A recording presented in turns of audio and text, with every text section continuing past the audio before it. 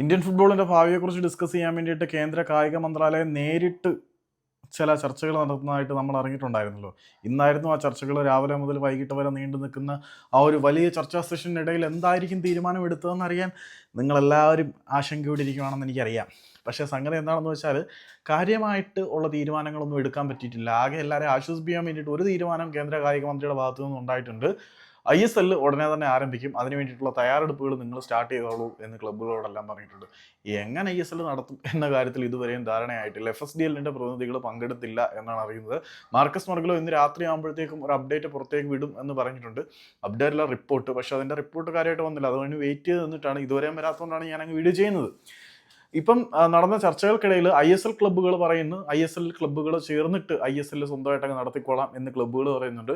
അതിനിടയിൽ I-ലീഗ് ക്ലബ്ബുകളുടെ പ്രതിനിധികൾ പറയുന്നത് ISLും I-ലീഗും കൂടെ ഒരുമിപ്പിച്ച് ഒരൊറ്റ ലീഗാക്കി നടത്തണം എന്ന് പറയുന്നുണ്ട്. അങ്ങനെയാണ് തർക്കം നടന്നുകൊണ്ടിരിക്കുന്നത്. ഗോവയെ പോലെയുള്ള ചില ക്ലബ്ബുകൾ ISL നടത്തുന്നതിന് മുന്നോട്ട് വയ്ക്കുന്ന മാർഗ്ഗനിർദ്ദേശങ്ങൾ ഒരു തരത്തിലും അക്സെപ്റ്റ് ചെയ്യാൻ പറ്റില്ല എന്ന് ഈസ്റ്റ് ബംഗാളിനെ പോലെയുള്ള ക്ലബ്ബുകൾ പറയുന്നുണ്ട്. സംഭവം ഇത്രയേ ഉള്ളൂ. ISL ക്ലബ്ബുകൾ പറയുന്നത് ഞങ്ങളായിട്ട് തന്നെ ലീഗ് നടത്തിക്കൊള്ളാം എന്ന് പറയുന്നുണ്ട്. പക്ഷേ ISL ക്ലബ്ബുകൾക്കിടയിൽ തന്നെ അടിപിടിയാണ് എങ്ങനെ ലീഗ് നടത്തണം എന്നതിനെ ചൊല്ലി. I-ലീഗ് ക്ലബ്ബുകൾ പറയുന്നത് ISLനെയും I-ലീഗിനെയും ഒരുമിപ്പിച്ച് ഒരൊറ്റ ലീഗാക്കി നടത്തണം എന്നാണ് പറയുന്നത്. ബ്രോഡ്കാസ്റ്റേഴ്സിന്റെ കാര്യത്തിൽ റവന്യൂ സംബന്ധിച്ച് പ്രശ്നങ്ങൾ നിലനിൽക്കുന്നുണ്ട്. പക്ഷേ അടിയന്തരമായിട്ട് ഇന്ത്യൻ ഫുട്ബോൾ മേഖലയിലെ തർക്കം പരിഹരിക്കാമെന്ന് കോടതിയിൽ സത്യവാങ്മൂലം കേന്ദ്ര കായിക മന്ത്രാലയം ഇടപെട്ട് നൽകിയിട്ടുണ്ട് എന്നാണ് അറിയുന്നത്. അതിൻ്റെ അടിസ്ഥാനത്തിൽ ഇന്ത്യൻ സൂപ്പർ ലീഗ് ഉടനെ നടത്തും എന്ന് പ്രതീക്ഷിക്കപ്പെടുന്നുണ്ട്. അതെങ്ങനെ നടത്തും എന്നതിനെക്കുറിച്ച് ഇപ്പോഴും ആർക്കും യാതൊരു വിധത്തിലുള്ള ധാരണയില്ല.